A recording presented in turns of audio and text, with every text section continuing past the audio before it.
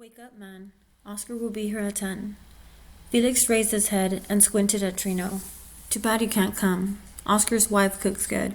His TV works better, too.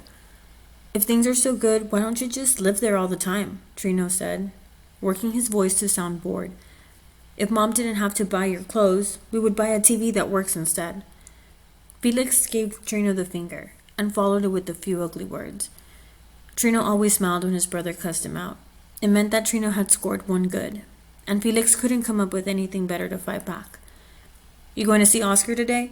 Beto said. Beto had come to the table, a handful of cereal in his hand. None of your business, kid, Felix said, then gave Beto's shoulder a shove away. But I want to go, Beto said, his large black eyes moving from Felix to Trino. He slowly released his fistful of cereal on the table. Why can't Oscar take me too?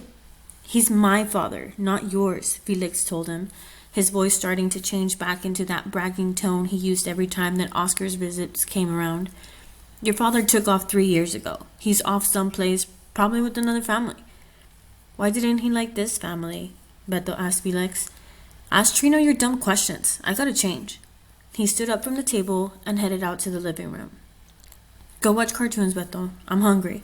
Trino put a spoonful of cereal into his mouth, then leaned his head into the other hand, hoping to block out Beto's pathetic face with his arm.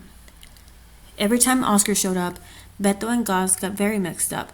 How many times had Trino heard his mom tell his little brothers that Trino's dad was dead, that their dad ran off with some other lady when Beto and Gus were still babies. But Felix's dad lived across town. Felix had to go visit his dad once a month, and nobody else could go with him.